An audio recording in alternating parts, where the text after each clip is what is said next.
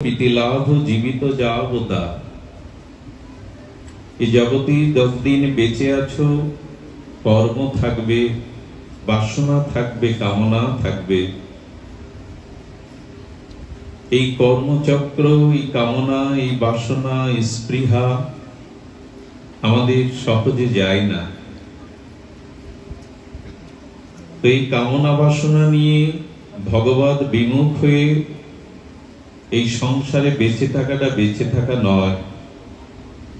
বেঁচে থাকা তার জন্য সার্থক তিনি প্রকৃত তত্ত্বের দৃষ্টিতে বেঁচে আছেন, যিনি তত্ত্ব জিজ্ঞাসার মধ্যে বেঁচে আছেন। কে আমি? আমার দুঃখ কেন? আমার প্রকৃত সম্বন্ধ, আমার প্রকৃত অভিধেয়, আমার প্রকৃত প্রয়োজন কোনটি? এই যে আসন্ন মৃত্যু জীবের কি করণীয়, জীবনের পঞ্চম পুরুষত্ব কি তত্ত্ব, প্রয়োজন তত্ত্ব, এই তত্ত্ব জিজ্ঞাসার কারণেই প্রকৃত বেঁচে থাকা। বিত্ত বৈভব, সংসার বাসনা নিয়ে বেঁচে থাকাটা বেঁচে থাকা নয়। এই তত্ত্বের অনুসন্ধান, তত্ত্ব জিজ্ঞাসার জন্য বেঁচে থাকা। জীবস্ব তত্ত্ব জিজ্ঞাসা, এই তত্ত্ব জিজ্ঞাসায় আমাদের প্রকৃত আত্মজ্ঞানে বাঁচিয়ে রাখে, না হলে আমরা মৃত। তত্ত্ব এই জন্য দরকার, তত্ত্ব না জানলে আমাদের জীবনে যেটা ঐকান্তিক আমাদের শান্তি বা আমাদের পরম আনন্দ, সেটি অধরা থেকে যাবে। লক্ষ্য করুন, আজ যদি দুর্যোধনের স্থানে রামচন্দ্রের ভ্রাতা ভরত থাকতো, তাহলে কুরুক্ষেত্রের যুদ্ধ হতো না। আর যদি ভরতের জায়গায় রাম অবতারে দুর্যোধন থাকতো, তাহলে ওখানে রামায়ণ না হয়ে মহাভারত হতো। যদি মহাভারতে এই কুরুক্ষেত্রের রণাঙ্গনে ওইখানে ভরতকে দেওয়া যেত পাণ্ডবদের পাশে, কুরুক্ষেত্র বা মহাভারত রচনা হতো না।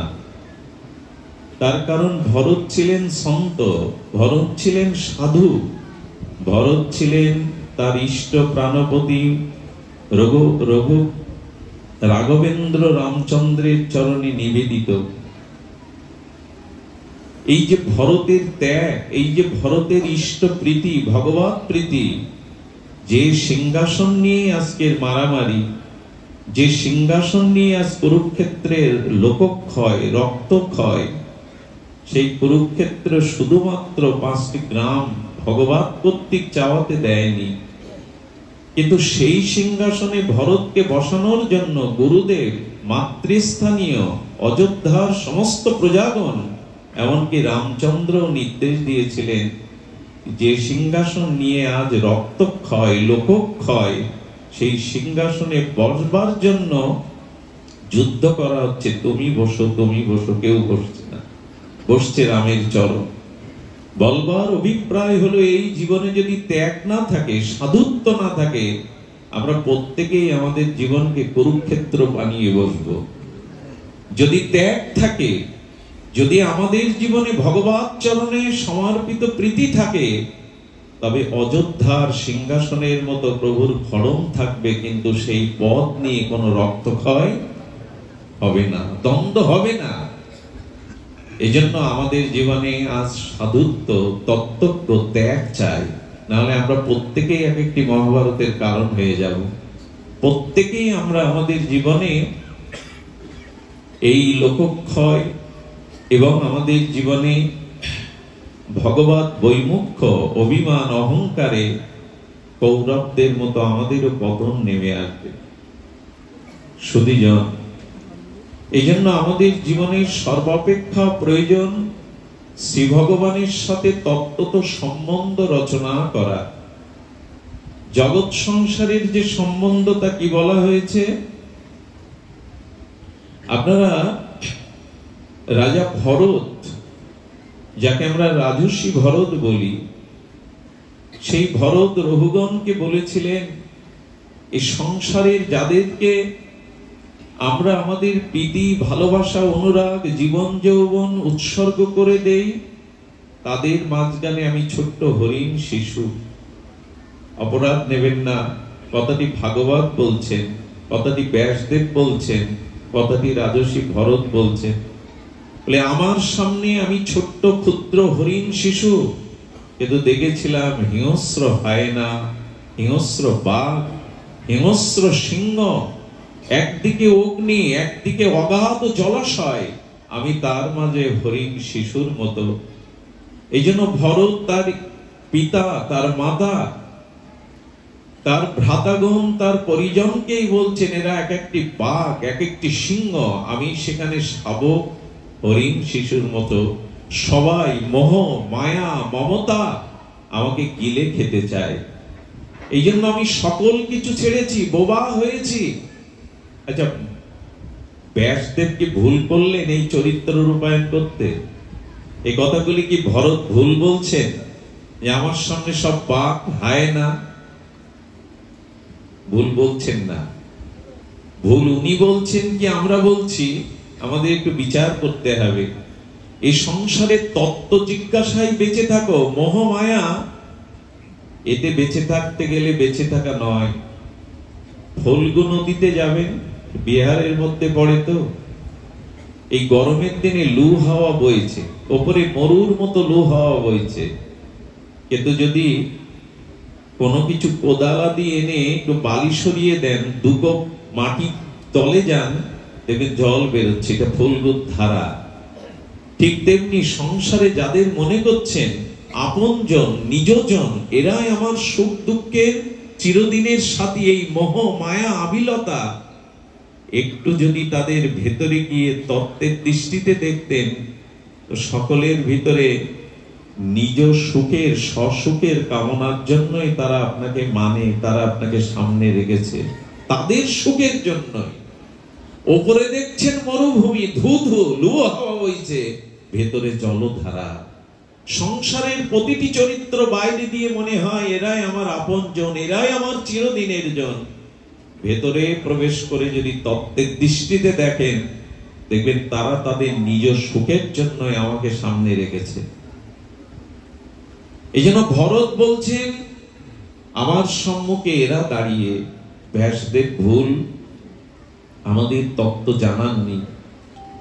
এই জন্য বিফলে সেবিনু কৃপণ দুরজন চপল লবসুখ লাগিরে, এই তো ভাগবতের ভাষা। আমি অল্প লবমাত্র সুখের জন্য এই কৃপণদের ভালোবেসেছি। কৃপণ কেন জানেন? সব কিছু যাদের জন্য উজাড় করে দিলাম, তারা আমার পরকালের আত্মকল্যাণের উদ্ধারের কোনো চেষ্টা আমার জন্য করেনি। এই জন্য এরা কৃপণ। যাদের জন্য জীবন যৌবন ধন সর্বস্ব উৎসর্গ করে দিলাম, তারা আমার পরকালে আত্মকল্যাণে ভগবত প্রাপ্তির সহায়তা করলো না। এই জন্য এরা কৃপণ, একান্তই কৃপণ। আর এই কৃপণের সেবায় আমি সারা জীবন করেছি। এই জন্য সংসার আছে আছে, চাকরি ব্যবসা, টাকা রোজগার করতে হয়, খাওয়াতে পড়াতে হয়, আছে, এটা কর্তব্যে রাখো, কিন্তু সম্বন্ধ, প্রীতি, ভালোবাসা ভগবানকে দাও। কে না উপায়েন মনো কৃষ্ণ নিষেবয়া তেষাং সতত যুক্ত নাম। গীতার এই মহাবাণী, ভগবানের সাথে যুক্ত হও। এই মোহ, এই মায়াকে তত্ত্বের দৃষ্টিতে নিরসন করে ভগবানের সাথে যে কোনো একটি সম্বন্ধের সাথে যুক্ত হয়ে যাও। কি অবাক লাগে! ভগবানের সাথে যদি পিতা, মাতা, বন্ধু, সখা, প্রিয় এইসব সম্বন্ধ ভালো না লাগে, তো ভাগবত বলছেন ভগবানের সাথে শত্রুতা করেও সম্বন্ধ করো। ভগবানের সাথে শত্রুতা করেও সম্বন্ধ করো, কারণ মিত্রের থেকে শত্রুর চিন্তাটা আমাদের মনে বেশি জাগে।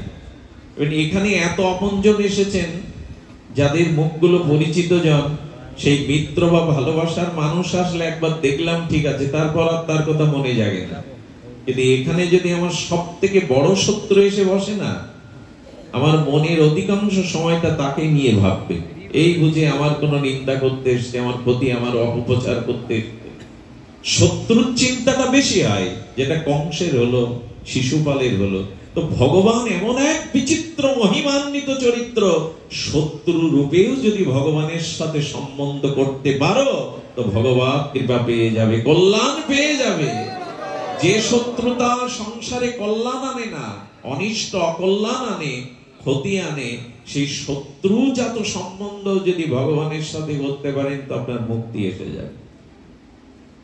কেনা উপায় এনো, যে কোনো উপায়ে ভগবানের সাথে সম্বন্ধ করো, দেখবেন অবাক হতে হয়।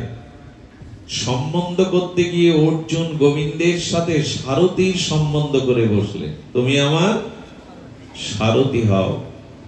ত্রিভুবন কুলনায়ক, অখণ্ড পরতত্ত্ব, অনন্ত বিভু শ্রী ভগবান আজ সম্বন্ধের কারণে সকার রথের সারথী হয়েছে। রথটা কৃষ্ণ ধোয়া মোছা করেন। আচ্ছা, রথের সারথী যদি কৃষ্ণ হয়, ঘোড়াকে কে জল খাওয়াবে? অর্জুন।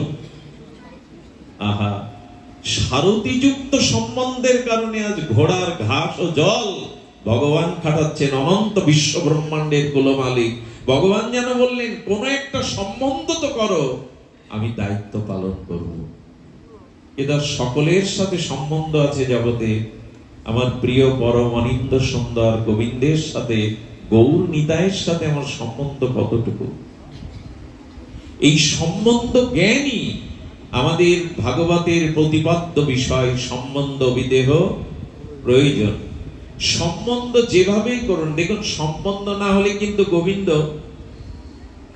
তার প্রতি বা তার আপনার প্রতি প্রীতির দায়িত্ববোধ আসবে না। দেখবেন হাসপাতালে আপনি কখন যান, নার্সিংহোমে কখন যান? যখন আপনার সম্বন্ধযুক্ত কোনো ব্যক্তি অসুস্থ হয়ে ওখানে ভর্তি থাকে। কোনো সময় না গেলে ওই সময় তো যায় আমরা কর্তব্যের খাতিরে। ভগবান বলছেন এই জগৎটা দুঃখালয়, এখানে তোমরা জরা ব্যাধি দুঃখে পড়ে আছো হাসপাতালের মতো। কে যাবে তোমাদের দেখতে? আমার সাথে তোমার সম্বন্ধ না হলে আমি কি করে যাব? আরে হাসপাতালে কি মানুষ এমনি এমনি যায় বেড়াতে? কোন সম্বন্ধযুক্ত প্রিয় সজ্জন যদি সেখানে রোগগ্রস্ত হয়ে পড়ে থাকে, তাহলেই নিজজনরা সেখানে যায়। গোবিন্দ বলে এই সংসারটাও একটা দুঃখের আলয়। এখানে তুমিও যদি বিপদে সংকটে অসুস্থ হয়ে পড়ো, আমি তখনই তোমাকে দেখতে যাব যখন আমার সাথে তোমার অগ্নি করে একটা সম্বন্ধ তো থাকতে হবে। সম্বন্ধ থাকলেই তো আমি তার দিকে দৃষ্টি দেব। নিরপেক্ষ ভগবান, তবু সম্বন্ধের কারণে ভগবান তার দিকেই দৃষ্টি দিবেন। আমাদের প্রতি ভগবানের প্রতি আমাদের প্রীতি অনুরাগ কেন হয় না? সম্বন্ধটা এখানে দৃঢ় হয়নি। তমেব, কি বলছেন? তমেব মাতা চ পিতা তমেব, তমেব বন্ধুশ্চ সখা তমেব, তমেব বিদ্যা দ্রবিণং তমেব, তমেব সর্বং মম দেব দেব।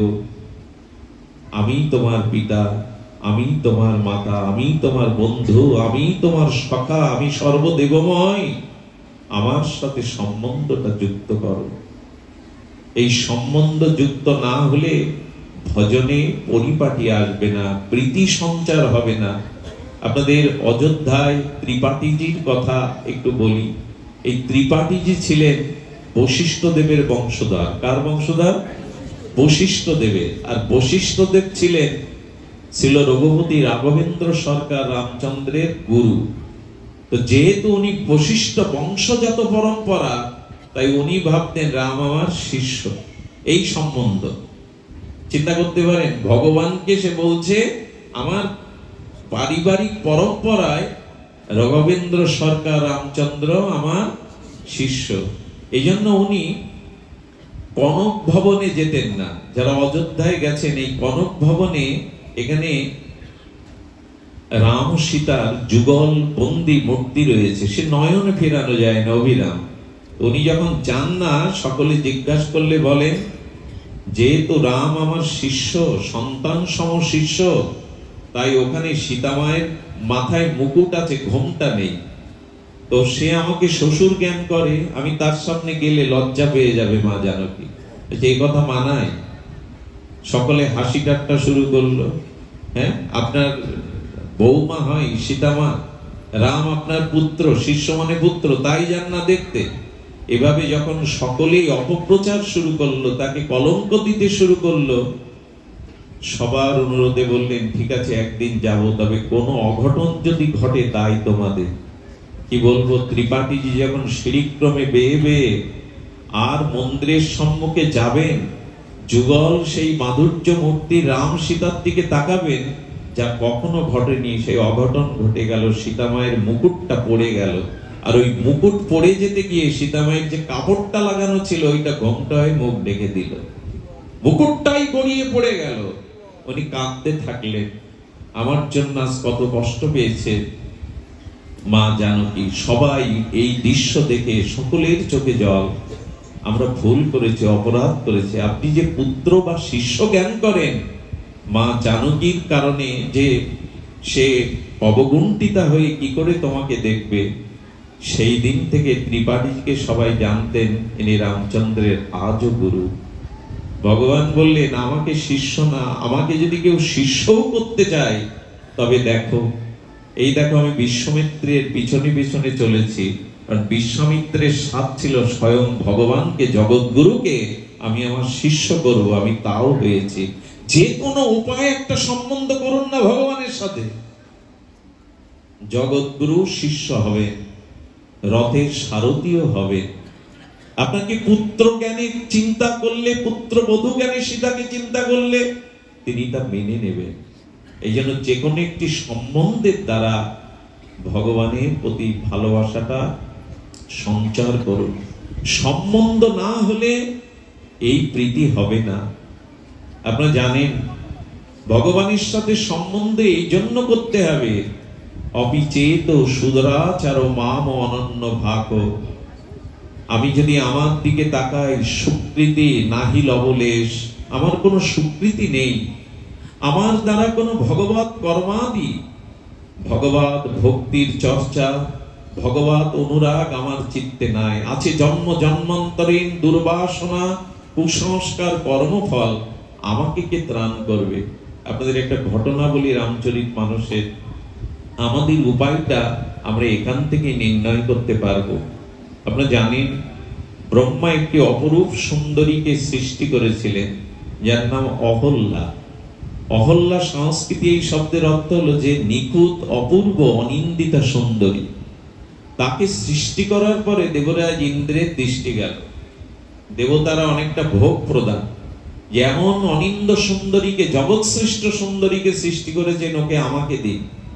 বলে তোমার জন্য একে সৃষ্টি করা না, তুমি তো ভোগী দেবরাজ। ব্রহ্মা বলছেন তুমি তো ভোগী, তোমার হাতে একে সমর্পণ করার জন্য না। অন্যতম পৃথিবীর শ্রেষ্ঠ নৈয়ায়িক, দর্শনের অন্যতম যিনি প্রজ্ঞাবান, সেই ঋষি গৌতমের হাতে আমি অহল্যাকে সমর্পণ করব। তো ঋষি গৌতম নৈয়ায়িক আচার্য, ন্যায় শাস্ত্রের আচার্য, উনি পণ্ডিত, উনি ওনার কাছে অহল্যাকে দিয়েছিলেন। অহল্যা পতিব্রতা, সতী সাধ্বী রমণী হয়ে সহধর্মিনীত্ব ধর্ম পালন করে ঋষি গৌতমের ভজন সাধনের অগ্রগতির পথে প্রেরণা দায়িনী হয়েছিলেন। সেই তপবনে সুখেই ছিলেন, কিন্তু চিন্তা করতে পারেন দেবরাজ ইন্দ্র জেনেছে অহল্যা আমার নয়, অহল্যা গৌতমের, তবু তার কামনার দৃষ্টিভঙ্গি, তার কামনার চিন্তা মাথা থেকে, হৃদয় থেকে, কাম কত বড় দুষ্পরিণীয় দেখুন। দেবরাজ ইন্দ্রকে, সে তো তখন পরস্ত্রী, তবু তার চিত্তে থেকে ওই ভাবনা যায়নি। সকলের জানা গৌতমের রূপ ধরে এসেছিলেন। ঋষি গৌতমের রূপ ধরে যখন এসেছিলেন, অহল্যার ভেতরে কি ছিল না, অহল্যা জানতে পেরেছিল গৌতম রূপ ধরে দেবরাজ ইন্দ্র এসে, কিন্তু নিজের ভিতরে সূক্ষ্মভাবে বিচারটা, বিবেকটা অপদমিত হয়ে যায়। চিন্তা করলেন আমার কাছে, জগতের কোন রমণীর কাছে আমার সৌন্দর্যে বিমিত হয়ে ইন্দ্র যুগ যুগ ঘুরে বেড়াচ্ছে, আর ইন্দ্র যদি আমার কাছে আসে এটা তো আমার গর্ব। দেবরাজ ইন্দ্র আমার রূপের মোহে এসেছে, এই রূপের মোহ ওর বিবেককে, বিচারকে সেদিন কাজে দেয়নি। উনি জানতে পেরেছিলেন, এমন নয় যে অহল্যা জানতে পারেনি যে স্বামীর বেশ ধরে সতী নারী পরপুরুষের বাতাসটাও নিতে পারে না। অসূর্য স্পর্শ বলা হয়, তারা অন্যের বাতাসও নিতে পারে না। উনি জানতে পেরেছিলেন, সঙ্গে সঙ্গে বললেন, দেবরাজ তোমার মনোকামনা পূর্ণ হয়েছে, আমার নিরাপত্তা এবং তোমার নিরাপত্তার জন্য তুমি দ্রুত এই স্থান ত্যাগ করো। দ্রুত স্থান ত্যাগ করতে গিয়ে গৌতম এসেছিলেন, তাকে জরাগ্রস্ত অভিশাপও দিয়েছিলেন। আর সেদিন অহল্যাকে বলেছিল, আজ এই তপবনের পুত পবিত্র বাতায়নে এখানে ধ্যানমগ্ন একটি নির্মল স্থানকে তুমি কলুষিত করেছো তোমার দেহভোগের বাসনা দ্বারা। তোমার বুদ্ধি যখন আমার মতো ঋষিকে পেয়েও, তপবন পেয়ে, এই অপ্রাকৃত আত্মানন্দের অনুভূতি পেয়েও যখন তোমার বুদ্ধিটা পাথরের মতো কাজ করলো, বিবেচনা শক্তি নাই, তুমি পাথর হয়ে যাও। যাদের বিবেক নাই, যাদের বিচার নাই, শাস্ত্র অনুভূতি নাই, তারা তো এমনি পাথর। তিনি পাথর হতে বললেন, পাষাণ হতে বললেন। এখন পাষাণ হতে বললেন এই কারণে, পাষাণেরও প্রাণ আছে, কারণ অভিশাপ দিলেও তার মধ্যে প্রাণ ছিল। কিন্তু পাষাণ দেখবেন কি হয়, রৌদ্রে পুড়ে তাপে দগ্ধীভূত হতে থাকে, কারো কাছে জল চাইতে বলে না। আবার শীতে জড়ো জড়ো হলেও সে কারো কাছে উষ্ণতা প্রার্থনা করতে পারে না। এমনি করেই তো 12 মাস ষড় ঋতুতে তাকে ভুগতে হয়। গৌতম বললেন, পাথর বুদ্ধি, বিবেচনা, বিবেক যখন তোমার নাই, তুমি পাষাণী হয়ে যাও। আমার মতো মাদিস জীবেরও আজ বিবেক বিবেচনা নাই, আমাদের বুদ্ধিটা যেন পাথর হয়ে গেছে। বুদ্ধিটা বিবেক শূন্য হলে, বিচার শূন্য হলে, শাস্ত্র জ্ঞান শূন্য হলে আমরা একরকম পাষাণ হয়ে যাই। এবং এই পাপময় জীবনে কি ঘটেছিল জানেন? সমস্ত তপবনে বৃক্ষগুলো বৃক্ষরাজি ছিল, কিন্তু যেখানে পাষাণ হয়ে অহল্যা ছিল, ওখানে বৃক্ষগুলো পুড়ে গিয়েছিল। গৌতম বলেছে, এখানে কোনো পাখিও ডাকবে না, কলকাকলি করবে না, এখানে কোনো কীট পতঙ্গ থাকবে না। যারা আধ্যাত্মিক ভক্তি জীবন পেয়েও, যাদের ভিতরে এই জড়বুদ্ধির কারণে আর কামাসক্ত দুর্জেয় কামের কারণে যারা বিবেককে জলাঞ্জলি দেয়, তাদের জীবনে কোনো কিছুই সৌন্দর্য, কোনো কিছুই পবিত্রতা, স্নিগ্ধতা থাকতে পারে না। পাপময় জীবন কিন্তু পাষাণের মতো। দেখুন, সমস্ত বনে বৃক্ষরাজি, পল্লব, ফুল, বাতায়ন সবই আছে, নির্মল পবন, কিন্তু ওখানে যেমন আগুন জ্বলছে, ওখানে যেন চিতাভস্মের মতো সব ছাই হয়ে রয়েছে। অহল্যা কি জানালো জানো? আমার মতে যদি কখনো বিবেকচ্যুত হয়ে, আমার মতো যখন তোমাদের মেধা, বিবেক, জ্ঞান, চেতনা শূন্য হয়ে পাপ করে জীবনটাকেও এমন অসার করে তুলবে, তোমাদের দিকে একটি পাখিও তাকাবে না, কীট পতঙ্গও তোমার সাথী হবে না, পত্র পুষ্প ফল বাতাবরণ হতে তুমি সব বঞ্চিত। কিন্তু এরকম আমার মতো বঞ্চিত হলেও একটা উপায় আছে, ভগবানের শরণ নাও। যার কেহ নেই, পশু নেই, পাখি নেই, বৃক্ষ নেই, সৌন্দর্য নেই, সব হারা যারা আমার মতো পাষাণ হয়ে গেছে, তাদের একটাই উপায় আছে, উপায় ভগবানের চরণের দিকে চেয়ে থাকো। যদি জীবনে স্খলন হয়েও থাকে, পতন হয়েও থাকে, অহল্যার মতো সর্বশ্রী শূন্য হয়ে থাকে, রামচন্দ্রের দিকে তাকিয়ে থাকো। ওখানেই তিনি অপেক্ষা করছিলেন রঘুপতি রামচন্দ্রের জন্য। বিশ্বামিত্রকে নিয়ে রঘুপতি রাজবলোচন যখন বনের দিকে চলছেন, হঠাৎ করে রামচন্দ্রের চোখ গেল সেই পাষাণের দিকে। গোবিন্দ যেন জানালেন, সব হারা হয়ে যারা পাষাণের মতো পড়ে আছে, তোমাদের কেউ না থাকলেও আমি আছি তোমার দিকে দৃষ্টি দেওয়া। আমি আছি, আমি আছি তোমাদের দিকে দৃষ্টি দেওয়া। দেখুন, ভগবান আমাদের অন্যায়টা, পাপটা যদি দেখতেন, উনি আমাদের কৃপা করতে পারতেন না। পুতনা যখন গোবিন্দকে কোলে নিলেন, শিশু কৃষ্ণকে, তখন কৃষ্ণ চোখ বন্ধ করেছিল। পদকর্তা টিকাকারগণ বলছেন, গোবিন্দ এই কারণে চোখ বন্ধ করেছে যে, পুতনা তুমি বাল ঘাতিনী, রুধিরসনা, পাপীয়সী, পবিত্র না। আমি যদি তোমার পাপ কর্মের দিকে দৃষ্টি যায়, তোমাকে মুক্তি দিতে পারবো না। তোমাকে দাত্রীগতি দিতে পারবো না, তাই চোখ বন্ধ রেখে জগৎকে জানাচ্ছেন আমাকে কোলে নাও, আমাকে বুকে নাও, আমি তোমার অতীত কর্মের দিকে দৃষ্টি দেব না। আমাকে নিয়েছো কোলে, এই জন্য তোমায় মুক্তি দেব, প্রেম দেব, কিন্তু তোমার দিকে অতীত আমি দেখব না। এমন করুণা ঘন ভগবানের স্মরণ ছাড়া কার স্মরণ নেব আমরা? কিন্তু স্মরণ কি এসেছে? সম্বন্ধটা কি এসেছে ভগবানের সাথে?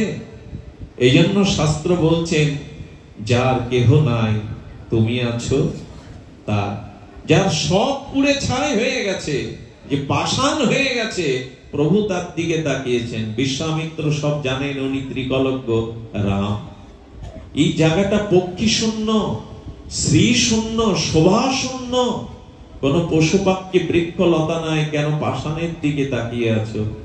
রামচন্দ্র যেন হৃদয়ে বললেন, প্রভু আমি তাকে এড়িয়ে গেলে কে তাকে কল্যাণ করবে, কে এদের উদ্ধার করবে? এই জন্য তিনি পতিত পাবন, তার নামের সার্থকতা এই, তিনি পতিত পাবন। রূপ সনাতন বলেছিল, প্রভু আমাদের যদি উদ্ধার না করো, এই পতিতকে যদি উদ্ধার না করো, তাহলে পতিত পাবন নাম তোমাকে দেবে না কেউ, পতিত পাবন নামের উপাধি তোমার থাকবে না। তাই আমাদের মতো পতিতকে তুমি উদ্ধার করো। অহল্যার ঘটনাটা এই কারণে বলছি, আমাদেরও জীবনে যদি স্খলন এসে থাকে, পতন এসে থাকে, আমাদের জীবনও যদি সেই জড়বুদ্ধি সম্পন্ন পাষাণ হয়ে থাকে, ভয় নাই, ভগবানের শরণ নাও, শরণ নাও। সর্ববঞ্চিত সর্বহারাকেও তিনি বুকে নেন। বিশ্বামিত্র ত্রিকালজ্ঞ হয়ে বলছে, রাম কার দিকে তাকিয়ে আছো? বললো, যে আমার দিকে চেয়ে আছে আমি তার দিকে তাকিয়েছি। তো রাম কাজ করো, তোমার চরণ ধুলি দাও, চরণ ধুলি দিয়ে আমি জানি তুমি কার দিকে তাকিয়েছো, উদ্ধার করো। বললেন, শ্রী গুরুদেব আপনার কৃপা না হলে আমি চরণ ধুলি দিতে পারি না। এই দেখুন, এখানেও অহল্যার কৃপার মুখ্য কারণ বিশ্বামিত্র। কারণ ধনুর্যজ্ঞে ওই পথ দিয়েই বিশ্বামিত্র রাম লক্ষ্মণকে নিয়ে গেছিলেন। এখানে প্রমাণ দিচ্ছে ভগবানের কৃপা অগ্রে না, আগে গুরু কৃপায় অগ্রে। বিশ্বামিত্র ওই পথ দিয়েই প্রভুকে নিয়ে গিয়েছিলেন ধনুর্যজ্ঞে। এটাই প্রমাণ করে ভগবানের কৃপা পরে, অগ্রে গুরু কৃপা, মহৎ কৃপা। এবং বিশ্বামিত্র বললেন, রাম তুমি এক কাজ করো, তাহলে এই পাষাণটাকে একটু প্রদক্ষিণ করো তো। যেই না শ্রীগুরুকে নিয়ে লক্ষ্মণকে নিয়ে প্রদক্ষিণ করছেন, পবন দেবতাকে স্মরণ করে বিশ্বামিত্র বললেন, হে পবন, রাজীব লোচন রঘুপতির চরণের ধূলিকণা বাতাসে তুমি পাষাণের উপরে দিয়ে দাও, পাষাণের উপরে দিয়ে দাও, ওই চরণের রেণুকণায় মানবী হয়ে যাবে। সুধীজন, এই ঘটনা এই জন্য উল্লেখ করা, আমাদের জীবন যদি এই পাষাণ সম হয়ে থাকে, নিঃস্ব রিক্ত শ্রীশূন্য হয়ে থাকে, তবে একটি আমাদের লক্ষ্য ভগবানের দিকে চেয়ে থাকুন। যদি দুরাচারীর থেকে সুদুরাচারী শব্দটা দিয়েছেন, সুদুরাচারী মানে দেখুন, দুরাচারী আবার দুরাচার কি আবার সু হয়? গীতায় শব্দটা দিয়েছেন অপিচেত সুদুরাচার। সুদুরাচার মানে আমার বুদ্ধি আছে, জ্ঞান আছে, শিক্ষা আছে, ভালো মন্দ বিবেক অবিবেক জানা আছে, তারপরেও যারা পাপ কর্ম করে তাদের বলে সুদুরাচারী। তার ভালো মন্দ চেতনা আছে, বিদ্যা আছে, শিক্ষা আছে, তবু সে পাপ কর্ম করে। এই সুদুরাচারী যারা, তাদেরকেও তিনি কল্যাণ করবেন।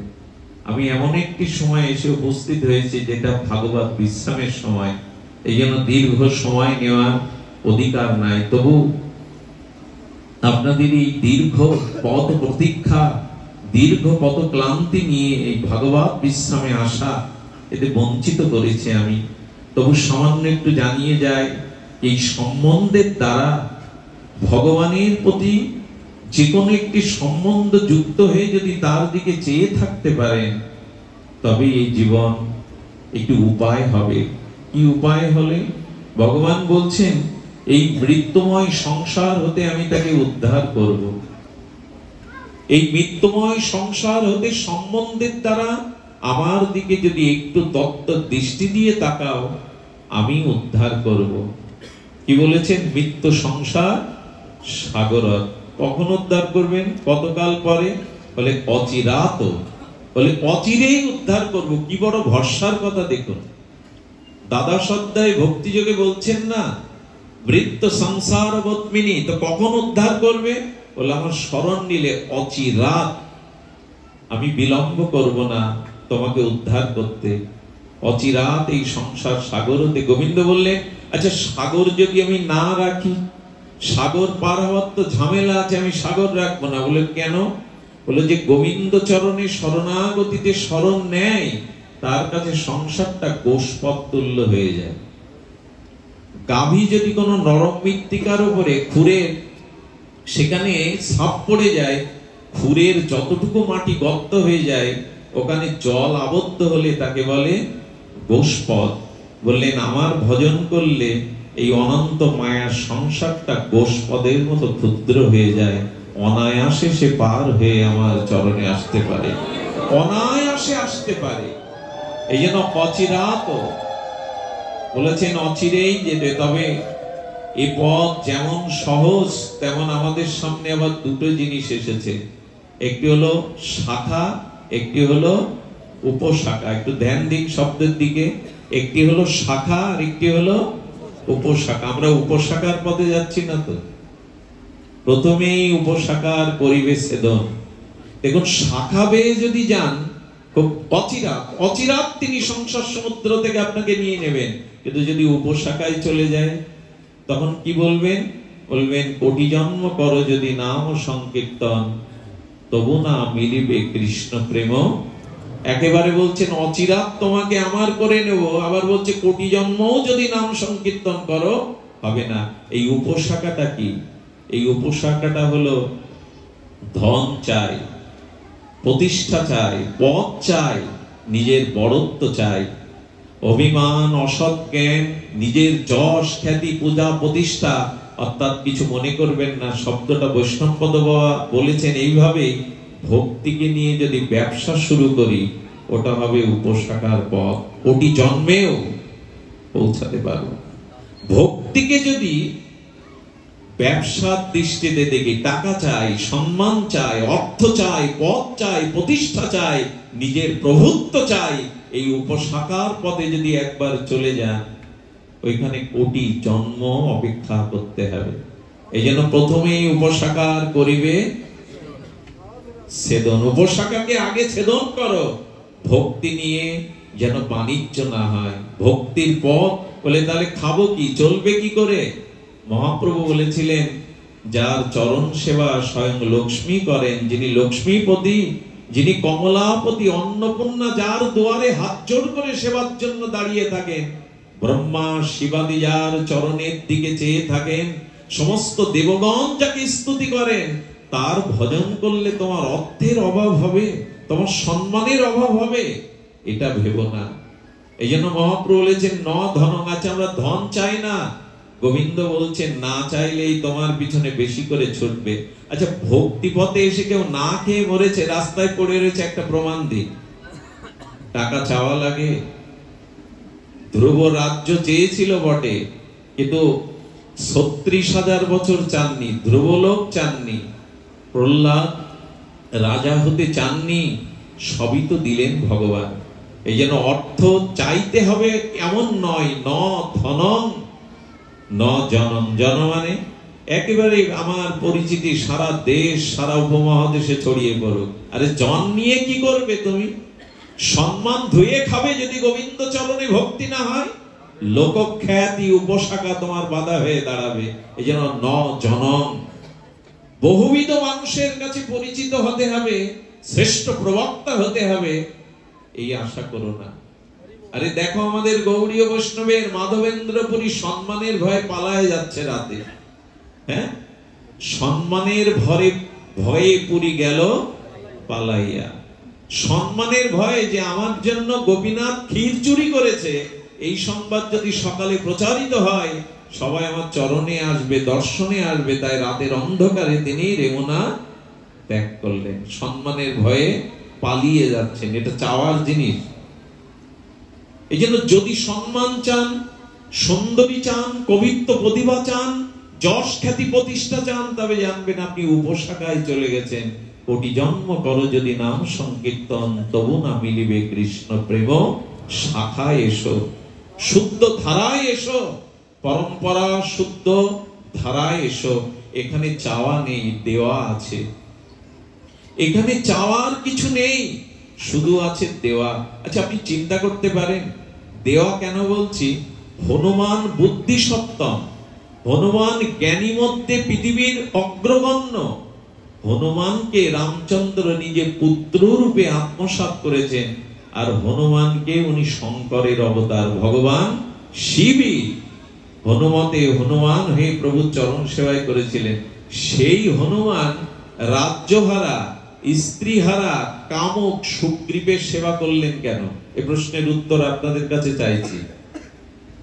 যিনি ভগবান স্বয়ং শিব এবং যিনি জ্ঞানী মধ্যে জগতে অগ্রগণ্য, হনুমানের মতো জ্ঞান জগতে বিরল। রামচন্দ্র রঘুপতি যাকে 4 যুগে অমরত্ব দিয়েছেন, হনুমানের মৃত্যু নাই, সেই হনুমান রাজ্যহারা, স্ত্রীহারা, কামক ভোগী সুগ্রীবের কেন সেবা করলেন? ওনাকে কেন ছাড়ছেন না? এর কারণ হলো এই দেখুন, এটা গুরু দক্ষিণা। আপনাদের মনে পড়ে হনুমান মা অঞ্জনার কোলে ভূমিষ্ঠ হওয়ার পরে সূর্যকে ফল ভেবে আক্রমণ করেছিল খাবো বলে, এবং এত শক্তিমান হনুমান যে সূর্যকেও তিনি, আবার আধুনিক মনস্ক শিক্ষিত মানুষরা বলবেন সূর্য পৃথিবীর এত গুণ বড়, হনুমান তাকে গিলে খেলো কি করে, কানে পড়লো কি করে?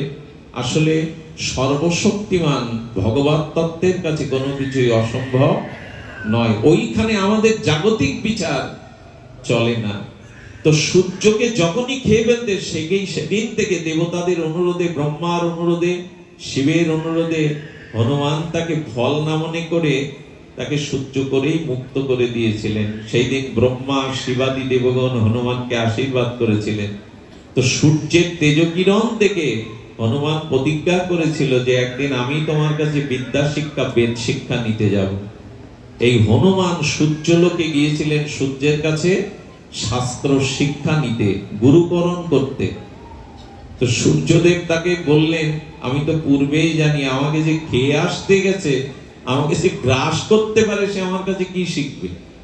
তো বললেন, দেখো আমার পিছনে তুমি দৌড়ে পারবে না, সূর্য তো গতিময়, আমার পিছনে তুমি দৌড়ে পারবে না। বললেন, আমি কিভাবে দৌড়াতে হয় গুরুদেব জানিয়ে আপনি আমাকে বঞ্চিত করতে পারবেন না। তখন বলছেন, গুরু শিষ্য সম্মুখে না বসলে বিদ্যা পরম্পরায় ভাগ হয় না, নিতে পারে না। তো আমি তো চলি, তো শিষ্যকে তো গুরুর সামনে, গুরু সম্মুখে থাকে, শিষ্য পশ্চাতে, কিন্তু আমি তো চলছি, পিছনে থাকলে তো শিক্ষা নিতে পারবে না। হনুমান তখন বললেন, আপনি আমার দিকে মুখ করে থাকেন, আমি আপনার মুখ করে থাকলেও পেছনে আমি ছুটতে পারবো। হনুমান পরীক্ষা দিয়েছিলেন বিদ্যা অর্জনের জন্য, সম্মুখে মুখ দিয়ে উনি পেছনে পুরো একটা দিনের মধ্যে সমস্ত বেদশাস্ত্রের উৎপত্তি জ্ঞান লাভ করেছিলেন। সূর্য আশীর্বাদ করছেন, প্রকৃতই তুমি জ্ঞানী, জ্ঞানীদের মধ্যে অগ্রগণ্য। বলেন, গুরুদেব একটু গরু দক্ষিণা দিতে চায়। তখনই বলেছিলেন, আমার অংশে ত্রেতা যুগে সুগ্রীবের জন্ম হবে। এই সুগ্রীব হলো সূর্যের অংশ। এই সুগ্রীব যেদিন সর্বহারা হবে, সেদিন তুমি তাকে সেবা করবে, এই আমার গুরু দক্ষিণা। তাহলে ভগবান শিব হয়ে কখনো সুগ্রীবের মতো মানুষকে সেবা করে? হনুমান সেবা করতে এসছে ভগবানের, কেন সুগ্রীবের সেবা করলেন? বললেন এই জন্য, এটা ওনার গুরু দক্ষিণা। আমি বলি, এই জগতে যদি সেবা না থাকে, আর হনুমানের মধ্যে গুণ দেখবেন, সর্ববলশালী হয়েও, সর্বগুণে অগ্রগণ্য হয়ে হনুমানের মতো বিনয় জগতে কারো মাঝে ছিল না। কোনোদিন অভিমান দেখাননি। মা সীতার সামনে এইটুকু বানর সেজে গেছে। সীতা মা মনে কষ্ট রেখে মুখে হাসি দিয়ে বলছেন, সব বানর কি তোমার সাইজে? বলে, হ্যাঁ মা। তাহলে আর রাবণের হাত থেকে আমার এই জন্মে উদ্ধার হয়েছে, ফিরে যাও, প্রভুকে ফিরে যেতে বলো। বলো, মা তুমি আমার ছোট রূপ দেখলে, বড়টা দেখবে, যদি আদেশ করো দেখায়। পাহাড় পরিমাণ, আকাশ পরিমাণ দিলে দেহটাকে প্রলম্বিত করলেন। সীতামা আকাশ পরিমাণ দেখে বললেন, এত বৃহত্তম যখন তুমি ছোট হয়ে এলে কেন? বলে মা, ভক্তির সামনে, মায়ের সামনে সন্তানকে ছোট হয়ে আসতে হয়, ওখানে বড় হয়ে যেতে নেই। আমি ছোট হয়েছি মানে এই নয় যে আমি পুত্র। মা, আচ্ছা, যদি এই প্রশ্ন হয় তুমি এত বলশালী, তো ওই সময় তো সীতাকে কাঁধে করে উদ্ধার করে নদী পার, সাগর পার হয়ে নিয়ে আসতে পারতে, যুদ্ধের কি প্রয়োজন ছিল? হনুমান উত্তর দিচ্ছেন, আমি তা পারি, প্রভুর ইচ্ছায় আমি তা পারি, পারলাম না এই জন্য আমার প্রভুর হাতে রাবণ বধ হয়ে প্রভুর কীর্তি যাতে জগতে ছড়িয়ে পড়ে, প্রভুর মহিমা যাতে জগতে ছড়িয়ে পড়ে, এখানেও তার গুরু চিন্তা, এখানেও তার ইষ্ট চিন্তা। নাহলে হনুমান পারত পুরো লঙ্কাকে যে পুড়িয়ে দিতে পারে, মা জানকীকে কাঁধে করে সে সাগর পার হয়ে উদ্ধার করতে পারত, কিন্তু চেয়েছিল প্রভুর বিজয়, প্রভুর যশ, প্রভুর খ্যাতি।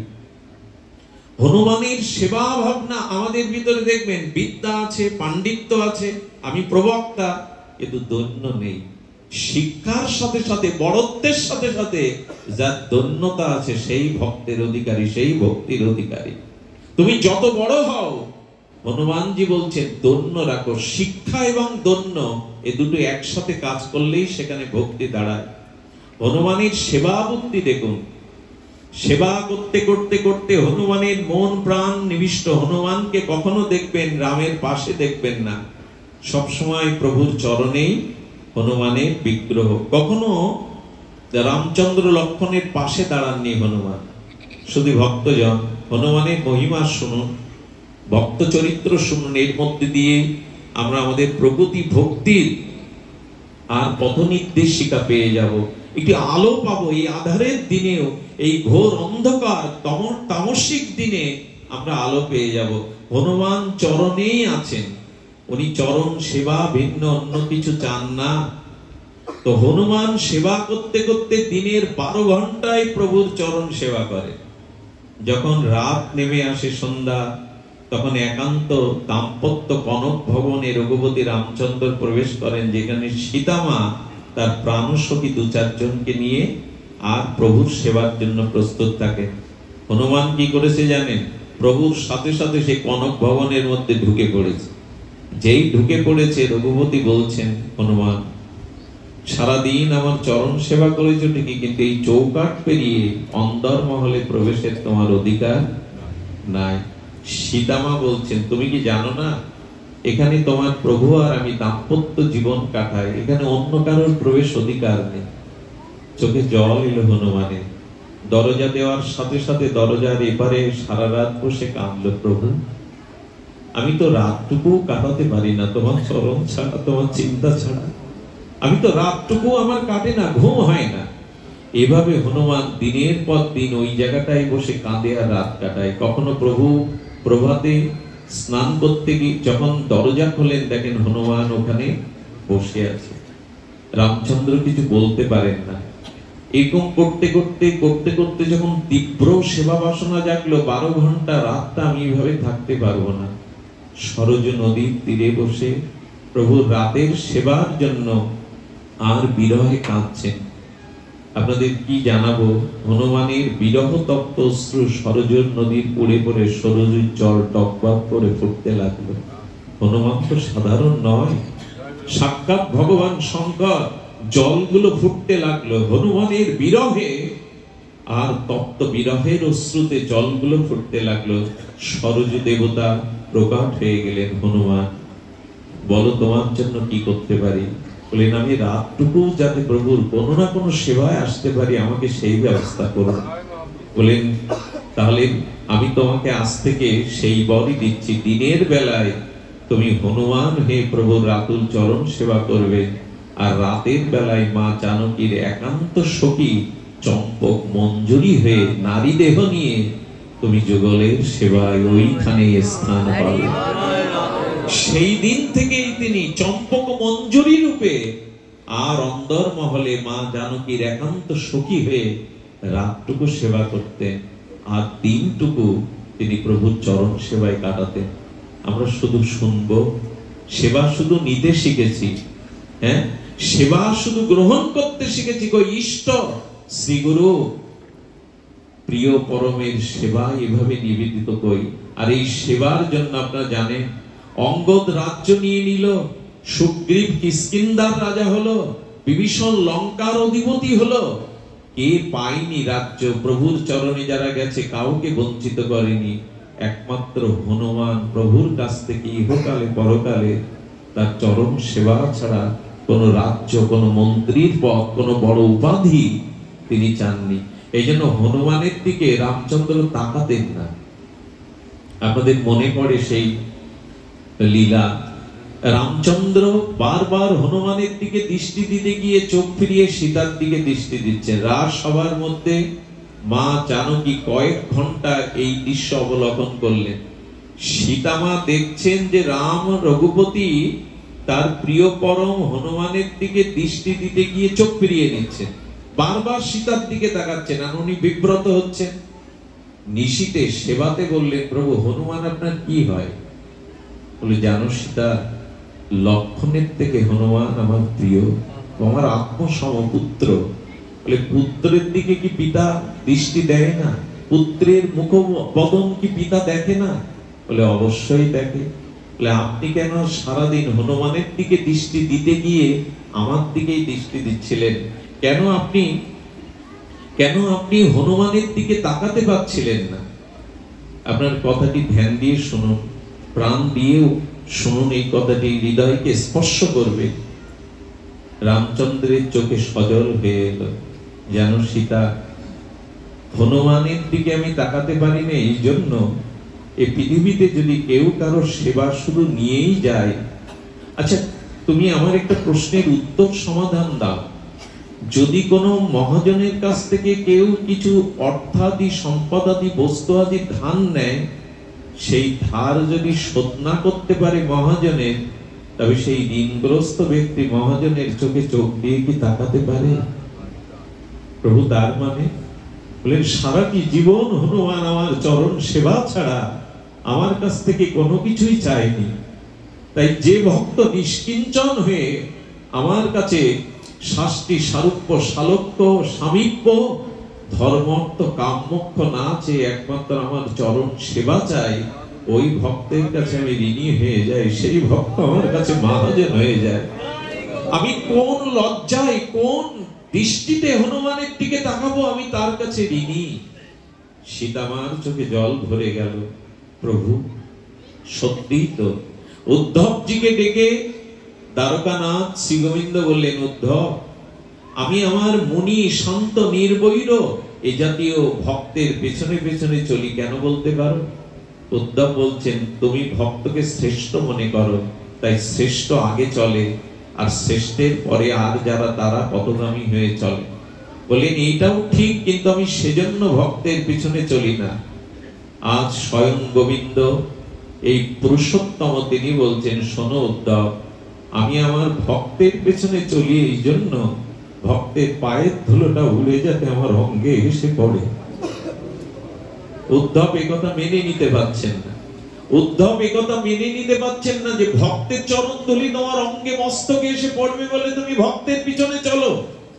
বললেন, হ্যাঁ উদ্ধব, শোনো, আমি আমার ভক্তকে চিরদিনই আর আমার ভজনের অনুকূল আমি তাকে কিছু দিতে চাই। কৃষ্ণকে জল তুলসী দেয় যেই জন, তার ঋণ শোধ করিতে কৃষ্ণ করেন চিন্তন। আমাকে যে সামান্য একটু ভক্তি করে, আমি তার ঋণ শোধ করার জন্য, পরিশোধ করার জন্য মাথায় ফেরিয়ালা হয়ে বলি, মুক্তি নেবে, মোক্ষ নেবে, তুমি নেবে পুরুষোত্তমার কাছে।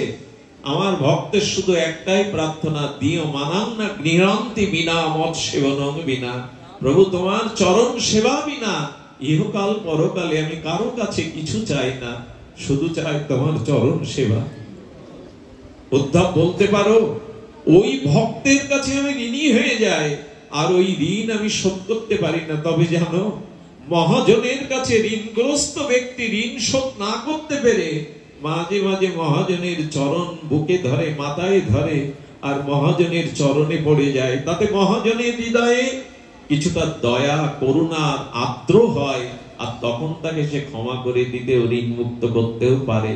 তো আমি আমার নিষ্কিঞ্চন শুদ্ধ সেবক ভক্তের কাছে আমি চিরকাল ঋণী। সেই ঋণ শোধ করতে তো পারি না, তাই মনে করি মাঝে মাঝে ওর চরণ ধুলিটা আমার অঙ্গে এসে যদি মাখে আমি কিছুটা ঋণ মুক্ত হব। সেবার এই মহিমা, সেবা ছাড়া আছে কি? কিন্তু সেবা দিতে তো শিখিনি, সেবা নেওয়ার জন্য ব্যাকুল হয়েছে সারা জীবন। আজকে এটা নির্জান তিথি, বিরহ তিথি, এই জন্য একটু বলতে হয়। ঠাকুর হরিদাসকে মহাপ্রভু স্পর্শ করতে গিয়ে ঠিক এই একই লীলা, একই শব্দ যোজনা করেছেন। প্রভু কহে তোমার স্পর্শী পবিত্র হইতে, তোমার পবিত্র গুণ নাহি তো আমাতে। হরিদাসকে যখন আলিঙ্গন করতে যাচ্ছে, হরিদাস বারবার পিছিয়ে যাচ্ছে। জীবনে কোনোদিন হরিদাস মহাপ্রভুকে আলিঙ্গন করতে দেননি। জীবনে যতবার প্রভু তাকে বক্ষে আলিঙ্গনবদ্ধ হওয়ার জন্য এগিয়েছেন, তত পামর বলে, নিচু বলে, অধম বলে পিছিয়ে গেছে। আচ্ছা, প্রভু যে এই কথা বললেন, মুখ তোমায় স্পর্শীময়ী পবিত্র হইতে, আমরা যদি একটু বিচার করি কথাটা, সচ্চিদানন্দ রাধা মাধব মিলিত তনু গৌরাঙ্গের মধ্যে অপবিত্রতা কিছু আছে? একটু উত্তর দিন, আছে কি? শ্রীকৃষ্ণ চৈতন্য মহাপ্রভু যিনি রাধা কৃষ্ণ মিলিত তনু, তার মধ্যে অপবিত্র কিছু আছে? তো প্রভু কেন নিজ মুখে এই কথা বলছেন, তোমায় স্পর্শীময়ী পবিত্র হইতে? তার মানে আমার ভিতরে অপবিত্রতা আছে, আমি তোমাকে স্পর্শ করছি পবিত্র হব বলে। প্রভু একটু ভেবে কথা বলো। আমরা যদি তোমার কাছে জানতে চাই তোমার মধ্যে হেয় কি আছে, অপবিত্রতা কি আছে, প্রভু তার উত্তর দিয়েছেন। ওই কথাটাই এই কথার সামঞ্জস্য। প্রভু বলছেন, হরিদাস, আমার সুখের জন্য, হরিনামের জন্য তুমি কোনোদিন ঘর বাঁধনি। সেই শিশুকালে পিতামাতা হারিয়ে তুমি লোকের দুয়ারে দুমুটো পচাবাসী অন্যের জন্য গাভী রেখে, মেষ রেখে বেড়াতে। আর ওই মেষগুলো, গাভীগুলো লোকের ফসল ক্ষতি করলে তোমাকে ধরে তারা পেটাতো। পিতাহীন, মাতাহীন, আশ্রয়হীন, এমনি করে কষ্ট পেয়েছো তুমি। যেবে ভাগবতে গিয়ে বসলেন একদিন, ভাগবতে গিয়ে শুনছেন, পাঠক বলছেন, যার কেহ নাই তুমি আছো তার। এই মন্ত্র শুনে হরিদাস সেদিন ত্যাগ করে বেনাপোল জঙ্গলে গিয়ে ভজন শুরু করেছিল। যার কেহ নাই তুমি তো তার আছো। সারাটি জীবন সে কখনো কুঠির বাঁধেনি। হরিদাস কি করতো জানেন? লোকের ফেলে দেওয়া কাপড়ের একটা অংশ লজ্জা নিবারণের জন্য গঙ্গা জলে ধুয়ে পড়ত। জীবনে কখনো গায়ে কিছু চড়াননি, জীবনে কোনোদিন কোনো প্রসাদ নিয়ে। আচ্ছা, পুরীতে যে এত বছর থাকলেন, সিদ্ধ বকুলের তলায়, যে সিদ্ধ বকুল আজও মহাপ্রভুর লীলার সাক্ষী হয়ে আমাদের মাঝে বেঁচে আছে। মহাপ্রভু একদিন জগন্নাথের দন্তকাষ্ঠ প্রসাদী বকুল কাষ্ঠ দিয়ে দাঁত মাজছেন। সেই দন্তকাষ্ঠটা মহাপ্রভু বালির মধ্যে রোপণ করে দিয়ে বললেন, তুমি ফুলে ফলে পল্লবিত হয়ে ওঠে। আমার হরিদাস ঘর বাঁধবে না, আমার হরিদাস এখানেই এসে প্রভুর নাম করবে। আমার হরিদাসকে তুমি বৃষ্টিতে ঝড়ে ছায়া দিও। সেই সিদ্ধ বকুল আজও সাক্ষী দিচ্ছে। মহাপ্রভু হরিদাসের জন্য সিদ্ধ বকুল রচনা করলেন। তুমি এখানেই বসে নাম করো, তুমি আমার কাছে না যেতে পারো, আমি তোমার কাছে আসবো। সারাটি জীবন হরিদাস ভালো কিছু মুখে আহার দেয়নি, ভালো স্থানে শয়ন করেনি। বেনাপোল জঙ্গলে, ফুলিয়ার জঙ্গলে, গুহার মধ্যে বসে বসে তিনি সারা জীবন ভগবানের স্মরণ করেছেন, মনন করেছেন। কোন বিলাসিতা তাকে কোনোদিন স্পর্শ করেনি, কোন জাগতিক সুখ তাকে কোনোদিন স্পর্শ করেনি। লক্ষ হীরার মতো পতিতাকেও তিনি মহন্তি করেছেন। মায়া দেবী মোহিনী রূপ ধরে ফুলিয়ার গঙ্গা তীরে চাঁদনি রাতে, স্নিগ্ধ জ্যোৎস্না রাতে নূপুর ধ্বনি তুলে সামনে 3 দিন হেঁটেছে। যার রূপ দেখে দেবতাগণ, ঋষি মুনিগণ পথহারা হয়ে যান। সেই হরিদাস ঠাকুর 3 দিনেও মায়া দেবীর দিকে তাকাননি। মায়া দেবী বলছেন, বাবা তোমার হরিনামের কি শক্তি! আমি মন্ত্র পেয়েছি, হরিনাম পেয়েছি, কিন্তু এমন হরিনাম, এমন হরিনামের মহিমা আমার জানা নেই। আজ থেকে তুমি আমায় শিষ্য করো। এই হরিদাস, তাকে মহাপ্রভু বলছেন, তোমায় স্পর্শীময়ী পবিত্র হইতে। প্রভু তোমার মধ্যে অপবিত্রতা কোথায়? অপবিত্রতার ব্যাখ্যা দিয়েছেন গৌরী আচার্যগণ। বলে মহাপ্রভু বললেন, হরিদাসের মতো নিষ্কিঞ্চন নামনিষ্ঠ দন্য প্রধান ভক্ত আমার কাছে সারা জীবন কিছু চাইনি। তাই হরিদাসের ত্যাগ ও সেবা দন্যের কাছে আমিও ঋণী। ওই একই কথা, আমি ঋণী বিধায় নিজেকে অপবিত্র জ্ঞান করি। তাই হরিদাস তোমাকে জড়িয়ে ধরতে চায়, যদি তোমার পরশে আমি পবিত্র হই। ভক্তের জন্য ভগবানের এই যে মহাবাণী, যে আমি তোমাকে দিতে পারিনি, কোনো সুখ দিতে পারিনি, জগতে কোনো কিছু চাওয়া পাওয়া তোমার নাই, তাই তোমাকে স্পর্শ করলে যদি আমি পবিত্র হতে পারি। কবে বুকে নিয়েছিলেন জানেন? হরিদাস যেদিন দেহ রক্ষা করে, ওই দিন মহাপ্রভু হরিদাসের তনুপ্রভু কোলেতে উঠাইয়া অঙ্গনে নাচেন প্রভু প্রেমাবিষ্ট হইয়া। হরিদাস যেদিন প্রভুর চরণ কমল চরণ বুকে ধারণ করলেন, নয়ন ভৃঙ্গ দিয়ে প্রভুর কমল বদন দর্শন করলেন, জিহ্বাই শ্রীকৃষ্ণ চৈতন্য উচ্চারণ করতে করতে নামের সহিত প্রাণ উৎক্রমণ করলেন, সেই দিন মহাপ্রভু হরিদাসের নিথর দেহটা বুকে নিয়ে আর তিনি বারবার চুম্বন করছেন, বললেন হরিদাস আমার, হরিদাস আমার। এই হরিদাসের ভাগ আমি কাউকে দেব না। অঙ্গনে নাচেন প্রভু প্রেমাবিষ্ট হইয়া, প্রেমের আবেশে প্রভু চুম্বন করছেন, নৃত্য করছেন। আজ কি বলছেন জানেন? কাঁদতে কাঁদতে হরিদাস বললেন, হরিদাসকে বলছেন মহাপ্রভু আজ বাধা দেবে না, আজকে পিছিয়ে যাবে না হরিদাস। এই দেখো আমি তোমাকে বুকে নিয়েছি, জড়িয়ে ধরেছি, আজকে পিছিয়ে যাবে না তুমি। শোনো হরিদাস, আমি তোমার আগে যেতে চেয়েছিলাম, কিন্তু আমার ইচ্ছা তোমার ইচ্ছার কাছে পরাজিত হয়ে গেছে। ভক্ত আর ভগবান এক জায়গায় যে ইচ্ছা পোষণ করেন, ভগবান চিরকাল পরাজিত হয়ে ভক্তের ইচ্ছার প্রাধান্য ভক্তকে জিতিয়ে দেয়। হরিদাস, আমি তোমার আগে যেতে চেয়েছিলাম, কিন্তু আমি পারলাম না, তোমার ইচ্ছা শক্তির কাছে আমি পরাজিত।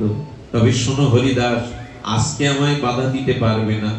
তুমি চেয়েছিলে আমার আগে যাবে, তোমার ইচ্ছা পূর্ণ হয়েছে। হরিদাস, আমার মনে হয় আজ তোমার ইচ্ছা পূরণের দিন নয়, আজ আমারও ইচ্ছা পূরণের দিন। কত বছর ধরে মনে করেছি তোমাকে বুকে নেব, সেই ইচ্ছা আজ আমার পূরণের দিন। আজকে শুধু তোমার ইচ্ছা পূরণ হচ্ছে না, আজ আমার ইচ্ছা পূরণের দিন। প্রভু হরিদাসের দেহ অঙ্গনে নিয়ে নাচছেন, নৃত্য করছেন প্রেমাবেশে। বেলা গড়িয়ে গেল, আর মহা অনুভবী মহাপ্রভুর প্রিয় পরিকর বলছেন মহাপ্রভুকে, স্বরূপ দামোদর বলছেন, প্রভু হরিদাসের দেহটা দাও, ওর অন্ত্যেষ্টিক্রিয়া বাকি আছে। এইভাবে তুমি তো যা দেহ নিয়ে যদি জড়িয়ে রাখো, মৃত ব্যক্তিকে দেখলে মনে স্নান করে, মরা দেখতে গিয়েছিলাম এই উপাধি দেয়, স্নান না করে ঘরে ওঠে না। আর প্রভু বুকে নিয়ে চুম্বন করছেন, জড়িয়ে ধরছেন। ভক্ত ভগবানের কাছে কত প্রিয়। হরিদাসের সেই নিতর দেহটাকে প্রভু ছাড়ছেন না। স্বরূপ দামোদর নিলেন, প্রভু অগ্রে সংকীর্তন করতে করতে যখন হরিদাসের দেহটা তুলবে, আকস্মিক যে ঘটনা ঘটল, এখন ভক্তি বা ভক্ত এই প্রকৃতিও তাকে ভুলতে পারে না। মহাপ্রভু হঠাৎ তাকিয়ে দেখলেন সিদ্ধ বকুল থেকে কয়েকটা ফুল ঝরে ঝরে হরিদাসের বদনে বুকে পড়ছে। সেই ফুলের সাথে বিন্দু বিন্দু, তখন তো বেলা দ্বিপ্রহর, বিন্দু বিন্দু জলকানা হরিদাসের দেহে পড়ছে। মহাপ্রভু তাকিয়ে দেখলেন সিদ্ধ বকুল, যার তলে বসে প্রভু নাম করতেন, সেই সিদ্ধ বকুল কাঁদছে আর বলছে, আমাকে তো আর কেউ নাম শোনাবে না ঠাকুর, আমি তো আজ এতিম হয়ে গেলাম, আমি শূন্য হয়ে গেলাম। বৃক্ষ কাঁদছে হরিদাসের জন্য, কে আমাকে আর নাম শোনাবে? কে তোমার এই মধুময় হরিনাম শোনাবে? উচ্চেশ্বরে কীর্তন হলে, পাঠ হলে বৃক্ষগুলো শোনে, ওরা উদ্ধারের জন্য। কারণ জগদীশ চন্দ্র বসু প্রমাণ করে গেছেন, গাছেরও অনুভূতি আছে, শ্রবণ শক্তি আছে।